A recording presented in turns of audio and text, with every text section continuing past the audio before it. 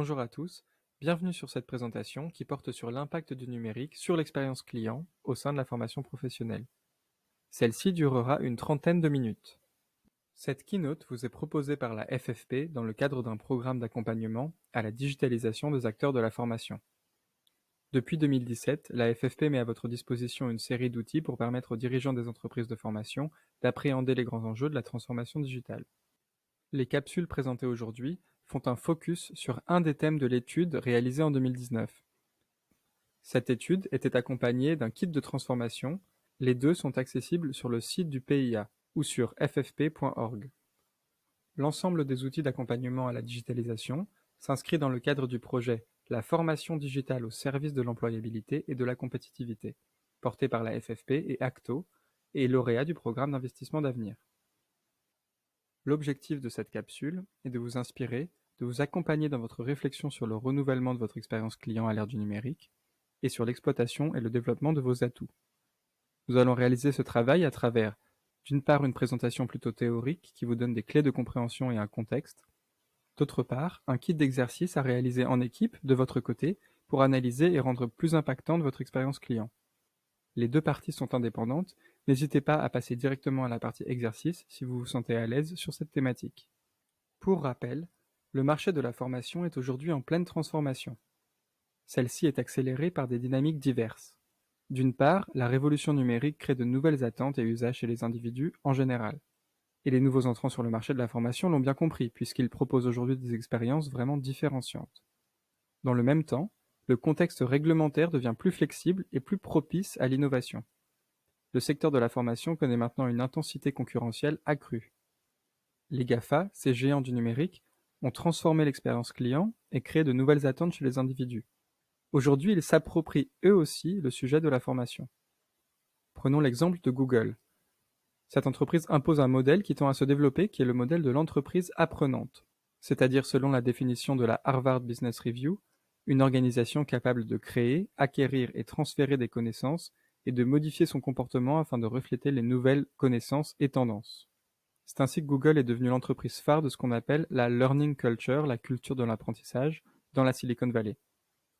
Une des initiatives les plus emblématiques de cette culture chez Google s'appelle le programme Googler to Googler. C'est un réseau d'enseignement bénévole dans lequel les collaborateurs de l'entreprise sont invités à enseigner et partager leurs compétences à leurs pairs. 80% de la formation chez Google passe ainsi par ce réseau de pair à pair. On comprend ainsi que de nouveaux codes régissent le secteur de la formation professionnelle. Les attentes des apprenants et des entreprises clientes évoluent au gré de l'avancée des technologies et des usages de la révolution numérique. Face à ce constat, votre enjeu est donc d'adapter l'expérience de formation que vous délivrez à ces nouvelles attentes. De nombreuses opportunités technologiques s'offrent à vous aujourd'hui pour réenchanter vos expériences clients à tous les niveaux, avant, pendant ou après la formation. C'est pourquoi cette présentation a deux parties. D'abord, bien comprendre quelles sont les attentes aujourd'hui, les nouveaux piliers d'expérience indispensables à mettre en place. Ensuite, il s'agit d'identifier les bons leviers pour vous permettre de faire évoluer vos offres et d'y répondre de manière rationnelle et efficace. D'abord donc, voyons comment de nouveaux standards, de nouveaux piliers d'expérience sont apparus, auxquels se soumet toute entreprise dans tous les secteurs, soucieuse de son expérience client et de la cohérence avec les attentes de ses utilisateurs. Voyons quels sont ces nouveaux standards, comment s'incarnent-ils dans le secteur de la formation, et comment pouvez-vous vous inspirer de cela afin d'adapter votre propre expérience. Distillées à bon escient, les nouvelles technologies permettent d'améliorer sensiblement la qualité de service qui nous est offerte quotidiennement et imposent, comme expliqué précédemment, de nouveaux standards d'expérience dans tous les secteurs. On observe 4 standards qui émergent principalement du marché. D'abord la simplicité, ensuite la personnalisation, la flexibilité et enfin l'efficacité. Évidemment, la formation n'échappe pas à ces nouvelles attentes et ces nouveaux standards d'expérience. Alors que signifie-t-il dans le secteur de la formation? D'abord, une expérience simple, c'est une expérience lisible, où chaque apprenant peut être autonome et acteur de son apprentissage. C'est aussi la simplicité pour les responsables de formation. Personnalisé, c'est un parcours d'apprentissage unique, accompagné et suivi. Flexible, ce sont des parcours d'apprentissage adaptables avec une grande variété de formats, mais aussi des moments d'apprentissage adaptés à chaque situation. Enfin, efficace, c'est une formation utile, utile aux clients, utile à l'entreprise, utile aux collaborateurs, et avec des résultats mesurables. Entrons maintenant dans le détail de chaque pilier d'expérience. Concrètement, que veut dire la simplicité? Notons d'abord que ce besoin de simplicité s'inscrit dans un contexte qui justement peut sembler complexe. Mobile Learning, Blended Learning, Learning Management System, Social Learning, MOOC, tous ces nouveaux termes interpellent. Ils correspondent à de nouveaux usages apparus avec la révolution numérique et qui viennent complexifier le paysage de la formation.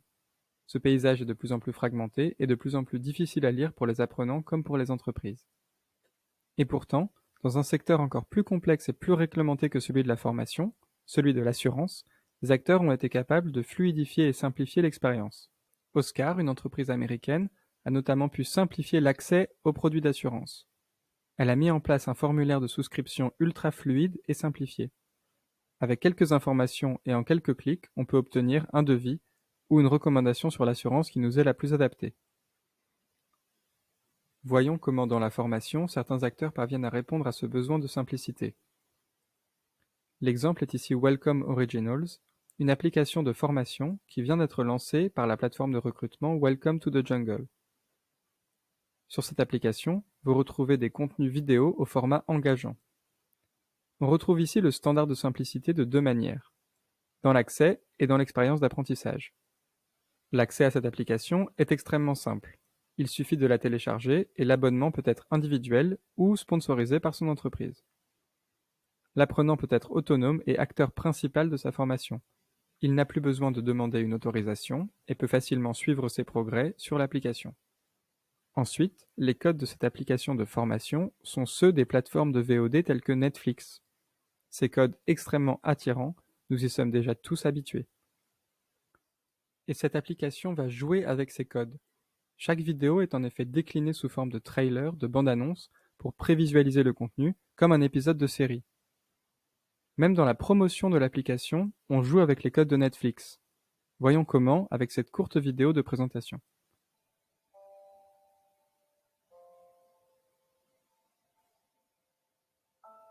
Quand on aime quelque chose, on y va et on fonce. You're not a leader just because you have the position. Having a creative idea and making it happen, that is creativity. Donc, ce qu'on retient au-delà de la simplicité d'accès à la formation proposée par cette application, c'est l'appropriation intelligente des codes de consommation de contenu déjà très ancrés chez les utilisateurs. Passons au deuxième pilier d'expérience, la personnalisation. L'importance de la personnalisation ne date pas d'hier. Déjà, en 1984, Benjamin Bloom, spécialiste de la pédagogie américain, expliquait la valeur de la pédagogie personnalisée. Ce besoin est double. Il est nécessaire de personnaliser l'offre au profil d'apprentissage de l'apprenant, comme le constate Benjamin Bloom, mais aussi aux besoins de l'entreprise en termes de nouvelles compétences. Bonne nouvelle, les technologies permettent la personnalisation à grande échelle, impossible jusqu'à présent, notamment à travers l'utilisation des données et de l'intelligence artificielle. Vous êtes peut-être un utilisateur de Spotify ou d'une plateforme d'écoute du même type. Vous comprenez donc ce qu'est la personnalisation de l'expérience. En effet, lorsqu'on utilise ce type de plateforme de consommation de contenu, on s'attend à recevoir des recommandations très spécifiques en fonction de ses goûts, de ses dernières écoutes, des tendances du moment, etc. D'ailleurs, beaucoup d'utilisateurs de Spotify ne prêtent jamais leur compte à leur famille ou à leurs proches pour ne pas risquer de fausser l'algorithme de recommandation. Quand on pense à la formation, nécessairement, on s'attend à la même expérience précise et cohérente avec nos usages et nos besoins. Prenons maintenant l'exemple de MacPie. MacPie, c'est un outil qui va s'intégrer au système de l'entreprise pour proposer des recommandations de formation personnalisées au profil des apprenants. Afin de proposer ces recommandations, l'outil se base sur 3 types de données. D'abord, les données renseignées à partir du système RH au sujet des rôles, des équipes, des spécialités, des objectifs d'évolution, etc. Ensuite, les données qui viennent directement des collaborateurs. Ils renseignent leurs propres informations, leurs sujets de travail, leurs attentes, etc. Enfin, les données implicites qui viennent de l'usage des outils de formation, par exemple sur quel article un apprenant s'est particulièrement attardé, sur quel lien il a cliqué, quelle vidéo il a visionné, etc.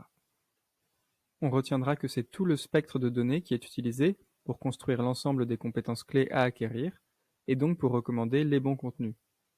Le parcours de formation est ainsi personnalisé sur les contenus, mais il l'est aussi sur les moments d'apprentissage. En effet, chez MacPie, L'outil est capable de proposer des plans d'apprentissage ultra personnalisés, avec des contenus qui évoluent dans le temps, et surtout au bon moment dans le parcours de l'apprenant. Ainsi, sur le schéma, l'apprenant est particulièrement prompt à se former en fin de journée, en comparaison à la moyenne des apprenants de son entreprise. Passons au troisième standard, celui de la flexibilité. Aujourd'hui, le temps de cerveau disponible pour la formation est de plus en plus court. On l'estime à 24 minutes par semaine seulement. La formation, pour autant, évolue trop peu sur son rapport au temps et à la flexibilité. Nous sommes toujours sur des schémas d'enseignement classiques, alors qu'aujourd'hui en entreprise on ne cherche pas le plus souvent à apprendre quelque chose de nouveau, mais simplement à répondre à un besoin d'aide immédiat. Au regard de ce constat, la nouvelle économie nous permet au contraire de consommer du contenu partout et tout le temps. Par exemple, sur les plateformes de messagerie d'entreprise telles que Slack, un outil de communication collaborative américain, on propose aux collaborateurs une expérience sans couture. Par sans couture, on entend que l'utilisateur peut accéder à ses messages indifféremment depuis l'application sur son téléphone ou sur son ordinateur, sans aucune différence d'expérience. Il peut y accéder à tout moment, sans perte de temps à la connexion, et toujours avec le même confort d'utilisation. Illustrons maintenant ce standard de flexibilité par une entreprise de formation, l'entreprise canadienne Axonify. Leur solution est basée sur le principe de micro-apprentissage, c'est-à-dire des contenus courts qui s'intègrent directement au parcours des collaborateurs. Ces micro-contenus se consomment facilement, n'importe où et n'importe quand, et procurent ainsi un caractère très flexible à l'apprentissage. Axonify utilise également les principes de la gamification, c'est-à-dire des jeux et des défis pour rendre l'expérience d'apprentissage plus ludique et plus engageante. Axonify part du principe que pour que l'apprentissage se produise réellement, il doit s'adapter et s'aligner sur le quotidien du travail. Plutôt que de penser l'apprentissage en entreprise comme une destination, ce dernier doit s'intégrer dans la continuité de la production pour le rendre presque invisible. On est donc bien sur une expérience d'apprentissage ultra flexible grâce à ses formats courts et intégrés sur les outils de travail du collaborateur. Après avoir vu la simplicité, la personnalisation et la flexibilité, intéressons-nous au dernier pilier d'une expérience client forte à l'ère du numérique, l'efficacité. Un chiffre nous a interpellés. Seuls 12% des apprenants appliquent les compétences acquises en formation à leur travail. Il est donc crucial de créer une réelle boucle de valeur entre les besoins en compétences de l'entreprise et la formation. C'est-à-dire que la stratégie à long terme de l'entreprise va venir nourrir la définition du plan de formation et de recrutement, alors que la formation et le recrutement vont faire émerger de nouvelles compétences qui vont ensuite influencer la stratégie de l'entreprise en créant de nouvelles opportunités. Bien sûr, cette démarche de remettre la formation au cœur de la stratégie de l'entreprise doit être accompagnée d'indicateurs de performance de la formation qui permettent de suivre la pertinence des formations au cours du temps. Ainsi, dans la nouvelle économie, l'efficacité est au cœur de l'expérience et ce dans tous les secteurs. Citymapper, par exemple, une application de mobilité urbaine et de calcul d'itinéraire, doit son succès à l'efficacité et à la précision de ses recommandations. Grâce à son expérience client, elle prend le dessus sur les applications des opérateurs de mobilité classiques comme la RATP. Comment cela se traduit-il dans le secteur de la formation? Prenons l'exemple de Clostry. Clostry est une solution française qui analyse les données des collaborateurs et offre une solution de gestion de carrière complète, de l'onboarding à la formation, jusqu'au changement de poste, et tout cela grâce à l'intelligence artificielle. C'est donc un outil de gestion prévisionnelle de l'emploi et des compétences augmenté par les nouvelles technologies. L'outil d'intelligence artificielle va venir cartographier l'ensemble des compétences manquantes et présentes dans l'entreprise et les mettre en miroir des désirs de mobilité interne des collaborateurs. Elle fait cela via une intégration parfaite dans leur parcours. L'intelligence artificielle va analyser et apprendre de 250 millions de parcours dans le monde et adapter ces modèles de parcours à la réalité de l'entreprise cliente. En passant par cette technologie, Clostry est capable de proposer des parcours personnalisés de formation à l'échelle de l'entreprise entière, en allant chercher des compétences et des besoins insoupçonnables à l'œil humain. L'outil va donc permettre de créer cette boucle de valeur dont on parlait plus tôt, entre les besoins stratégiques de l'entreprise et le plan de formation. En résumé, ces standards d'expérience sont aujourd'hui devenus indispensables. Il faut cependant noter que les exemples d'entreprises de formation que l'on a abordés ne sont que des illustrations. Chacune a trouvé sa façon de répondre aux nouveaux besoins des clients, mais il en existe une multitude. L'important est donc de repartir de vos clients pour comprendre leurs besoins précis. À partir de cette analyse de leurs besoins, vous pourrez alors créer des expériences impactantes et mémorables. Le numérique offre de nombreuses opportunités, allant des plus technologiques et disruptives aux plus incrémentales. Quelle que soit votre maturité digitale ou votre budget, il est possible de trouver des solutions adaptées et pertinentes. Dans la deuxième partie de cette présentation, nous vous proposons donc à travers d'exercices de mettre en pratique les éléments théoriques que nous vous avons présentés. Voici les différents exercices que nous vous proposons de réaliser en équipe de votre côté. Pour commencer, pour vous mettre dans la peau de vos clients et bénéficiaires et mieux comprendre leurs besoins et usages, un premier exercice sera de réaliser des fiches persona. Ensuite, au regard de cette fiche persona, recensant les besoins, les usages, les attentes et les points de blocage de vos cibles, vous réaliserez un état des lieux de l'expérience actuelle que vous délivrez pour identifier les écarts avec les besoins de vos cibles. En d'autres termes, ce sont vos terrains d'opportunité pour faire évoluer vos offres et votre expérience. À partir de ces opportunités, vous pourrez ainsi imaginer des solutions pour améliorer vos offres, de l'optimisation, donc des chantiers accessibles et peu coûteux, à la pure disruption, à travers une matrice de transformation. Les deux derniers éléments sont d'abord de prioriser les chantiers d'action identifiés à travers une matrice de priorisation. Enfin, pour les chantiers priorisés, l'idée est de préparer leur implémentation à travers une fiche chantier, c'est-à-dire identifier tous les éléments et ressources à mettre en œuvre pour actionner ce chantier. Pour incarner ces exercices et permettre de mieux les comprendre, nous utiliserons l'exemple de l'entreprise de formation Artips. Artips, c'est une plateforme de micro-learning fondée en 2013. À l'origine, Artips propose des contenus de formation sous forme de newsletters qui partagent des anecdotes courtes sur des thématiques, liées à l'art d'abord, puis à la musique ou à la science. Fort du succès de sa newsletter, Artips a construit deux outils complémentaires de son offre, une plateforme de micro-learning et un outil auteur de conception de contenu. Artips a su faire de sa force principale, l'expérience client, un levier de diversification pour créer de nouvelles offres et attaquer de nouveaux marchés ou de nouveaux clients. Aujourd'hui, on va s'intéresser à un cas très précis d'un nouveau client d'Artips, la SNCF. Elle a fait appel à Artips pour créer un parcours de formation à destination de ses agents de terrain sur des gestes métiers. L'idée est de voir comment Artips va analyser les besoins de la SNCF ainsi que ses offres et faire évoluer l'expérience délivrée pour mieux coller aux besoins de son client et bénéficiaire. Premier outil de ce kit, la fiche persona est un support de travail pour définir votre cible, autrement appelé un persona. Comme son nom l'indique, un persona est un personnage fictif représentant une catégorie d'utilisateurs que vous souhaitez mieux comprendre et qui sont voués à utiliser vos produits et services. Concrètement, sur la fiche persona, vous allez remplir toutes les caractéristiques connues de votre cible. On a des éléments descriptifs simples, mais aussi des informations sur leurs usages et sur leurs besoins. Vous allez ensuite décrire le parcours actuel de votre utilisateur, étape par étape, en précisant leurs points de friction, c'est-à-dire les points bloquants, les manques ou les gênes dans leur parcours. Vous devez réaliser une fiche persona par type de cible. Et si nécessaire, n'hésitez pas à aller interroger vos cibles directement pour recueillir plus d'informations. Regardons ce que ça donnerait avec le cas Artips. La cible est double, à la fois la SNCF, mais aussi le bénéficiaire qui est un agent du Transilien Île-de-France. Celui-ci doit monter en compétence sur les nouveaux gestes métiers à adopter. Dans la partie usage actuel au centre, on voit que ces usages sont très classiques. On lui propose des formations en présentiel et pourtant il a très peu de temps à consacrer à la formation. Son métier est particulièrement mobile et c'est sans doute pour ça qu'il n'a pas spécialement le réflexe de la formation. Dans la partie besoin, on voit pourtant qu'il a un réel besoin de monter en compétence sur des sujets très spécifiques. Cet agent a besoin de tirer parti au maximum de son temps disponible de pause, par exemple. Les formations qui lui sont proposées doivent donc être faciles d'accès et s'adapter à ses contraintes horaires. Pour la SNCF, le payeur, on voit que l'enjeu est de proposer des formations à fort impact opérationnel, adaptées à la réalité des métiers du terrain. Dans la partie du bas, analysons maintenant le parcours utilisateur de cet agent de la SNCF.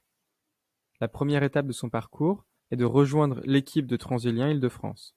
Le point de friction majeur pour son intégration est ici de ne pas savoir comment s'informer sur son nouveau métier. Une deuxième étape de son parcours utilisateur, c'est le moment où les responsables de formation de la SNCF lui recommandent une formation en présentiel d'une journée. Problème, l'agent n'a pas le temps de consacrer une journée entière à une formation. Troisième étape, l'agent a pu trouver le temps de participer à une formation d'une demi-journée, mais les enseignements y sont théoriques et difficilement applicables directement sur son métier. On voit donc bien, si on fait le lien avec les piliers d'expérience explorés dans la partie théorique, que le parcours ici n'a rien de simple ou de flexible. Dans les exercices suivants, nous verrons comment Artips pourrait améliorer ces piliers d'expérience. Vous avez maintenant votre ou vos fiches Persona. Explorons 4 supports d'exercices qui doivent vous permettre de faire évoluer vos offres et votre expérience. Le premier support est l'analyse de votre expérience d'apprentissage pour faire l'état des lieux de votre expérience actuelle. Le deuxième est la matrice de transformation pour évaluer les différents axes de transformation que vous aurez imaginés. Le troisième, la matrice de priorisation pour prioriser ces axes de transformation. Et enfin, le quatrième support, la fiche chantier pour les mettre en place. Le premier support est l'analyse de l'expérience. Ce support vous permet d'analyser les expériences que vous délivrez aujourd'hui, en physique, en ligne ou de façon hybride, au regard des besoins globaux identifiés dans l'étude et des besoins plus spécifiques de vos personas. Le principe de l'exercice est de placer les différentes caractéristiques de vos offres sur 2 axes. Le premier axe, horizontal, touche aux besoins. À gauche, vous avez une expérience qui ne correspond pas aux besoins des utilisateurs, et à droite, une expérience qui leur correspond parfaitement. Le deuxième axe, vertical, concerne les usages de ces clients ou de ces utilisateurs. En bas, une expérience qui ne correspond pas à leurs usages, qui est très contraignante. En haut, une expérience qui leur correspond parfaitement. Voyons tout de suite comment Artips pourrait remplir cette matrice. On a bien notre persona, l'agent de la SNCF, et nous allons placer différents aspects de l'expérience d'apprentissage proposée aujourd'hui par Artips sur cette matrice. D'abord, un élément différenciant d'Artips est de traiter de sujets de loisirs, arts, musique, sciences, etc. Cet aspect-là ne correspond pas à l'offre que nous souhaitons créer pour la SNCF. Ensuite, nous avons des contenus courts sous forme de micro-apprentissage. Cela correspond à la fois aux usages du client, mais aussi aux besoins des utilisateurs cibles. Cet aspect est donc en haut à droite de la matrice. Enfin, il y a le format, celui de la newsletter. Il peut correspondre aux besoins des agents, mais assez peu à leurs usages, car ces agents sont encore peu digitalisés. Voici donc comment vous pouvez analyser votre expérience d'apprentissage. Par rapport à cet exercice d'analyse, nous allons maintenant pouvoir imaginer des axes d'amélioration que l'on va catégoriser grâce à cette matrice de transformation. On distingue 3 catégories. D'abord l'optimisation, qui vous permet de supprimer les points de friction actuels de votre expérience. Ensuite, l'innovation, c'est l'amélioration d'une expérience client avec les nouveaux standards, ou en tout cas adaptés aux nouveaux standards de l'expérience. Enfin, la disruption, c'est la création d'une nouvelle expérience client via l'exploration de nouveaux territoires. Voilà ce que ça donnerait très schématiquement pour Artips dans le cadre du projet SNCF. Artips étudie 3 nouveaux axes d'amélioration qui répondent mieux aux besoins clients que leurs offres actuelles, car plus adaptés à leurs enjeux métiers et à leur rythme de vie. Le premier axe serait le développement de l'envoi de contenu par SMS. Le deuxième, le développement d'une expertise sur des sujets spécifiques à la SNCF. Enfin, le développement d'une offre de réalité augmentée qui permettrait de mieux apprendre et de mieux intégrer les contenus de formation opérationnelle. L'envoi par SMS est bien de l'ordre de l'optimisation, car il supprime le point de friction de l'accès à Internet pour recevoir la newsletter, mais n'est pas un changement profond de l'offre actuelle Artips. Le développement d'une expertise sur des sujets spécifiques à la SNCF est là une vraie innovation pour Artips, qui demande un réel travail de fond. Enfin, l'offre de réalité augmentée représente l'exploration d'un nouveau territoire technologique pour lequel Artips n'a pas de connaissances préalables. Ces axes d'amélioration identifiés, vous pouvez ensuite les classer dans une matrice de priorisation. Cette priorisation se fait d'une part à partir de la valeur ajoutée pour l'utilisateur, de l'autre sur la faisabilité, le coût, la technique, l'organisation requise pour mettre en place ces axes d'amélioration. En haut à droite, un projet à forte valeur ajoutée et facile à réaliser doit être lancé. Un projet à forte valeur ajoutée mais très difficile à réaliser est un investissement stratégique. En bas à gauche, un projet difficile à réaliser et avec peu de valeur ajoutée est évidemment à éviter. Enfin, en bas à droite, un projet facile à réaliser mais qui a peu de valeur est ce qu'on appelle un quick win, donc un petit succès facile à obtenir. Donc à partir de là, il ne vous reste plus qu'à placer les axes d'amélioration identifiés précédemment sur cette matrice. Voyons ce que ça donne pour Artips. Les sujets spécifiques à la SNCF et l'envoi par SMS sont 2 axes d'amélioration plutôt faciles à réaliser qui correspondent complètement aux besoins clients. Ils sont donc des chantiers prioritaires. Ils sont en haut à droite de la matrice. L'offre de réalité augmentée peut avoir une vraie valeur pour l'utilisateur, notamment ceux dont les métiers sont assez opérationnels, assez techniques, mais elle demande un réel coût de développement pour Artips. C'est un chantier à envisager sur le long terme. Nous voilà arrivés au dernier exercice. Pour chaque axe priorisé, vous pouvez désormais remplir une fiche chantier afin d'identifier la manière dont vous pourrez opérationnellement le mettre en place. Il vous faut remplir des informations telles que la description du projet, l'équipe qui sera chargée de sa réalisation, les ressources nécessaires, les partenaires potentiels, la feuille de route à 3, 6 et 9 mois, les potentiels risques encourus et bien sûr, les indicateurs clés de succès. Une dernière fois, voyons comment une entreprise comme Artips pourrait mettre ça en place. Nous avons choisi ici l'axe d'amélioration envoi par SMS. Nous avons détaillé le chantier dans la partie description, donc mise en place de l'envoi automatique de SMS, création de l'automatisation, création des nouvelles fonctionnalités sur la plateforme Auteur, et enfin création des contenus. L'équipe projet interne serait vraisemblablement composée de l'équipe IT et de producteurs de contenu. Ensuite, une ébauche de feuille de route pourrait ressembler à cela. À 3 mois, création de l'automatisation et des nouvelles fonctionnalités. À 6 mois, création des contenus et début des envois. À 1 an, premier bilan et adaptation en fonction des retours. Dans les risques identifiés, on peut déjà penser à la difficulté à récupérer les numéros de téléphone des agents de la SNCF, ou encore un potentiel faible engagement des lecteurs du contenu. Pour finir, on définit 3 indicateurs de succès: la création des outils sous 3 mois, le lancement du programme sous 6 mois, et enfin un engagement de 60% des utilisateurs sur 1 an. À l'issue de tous ces exercices, la SNCF et Artips ont fait le choix du micro-apprentissage par SMS pour cibler sa population d'agents. Ce parcours de formation a été déployé auprès de 13 000 agents du Transilien Île-de-France pour diffuser les connaissances des équipes sur les nouveaux gestes métiers à adopter. Les résultats effectifs ont été que 66% des apprenants qui ont commencé le parcours l'ont terminé et 45% des apprenants suivent leur parcours en mobilité. C'est donc grâce à une meilleure connaissance de leur cible, à une analyse poussée de leur expérience, à une meilleure priorisation et implémentation de son offre qu'Artips a pu connaître ce succès. C'est pourquoi, par la suite, nous vous invitons à remplir ces outils pour mettre en application ces enseignements dans votre entreprise. Merci à tous de votre attention pendant cette présentation. Nous espérons que ces quelques enseignements et ces exercices vous seront utiles.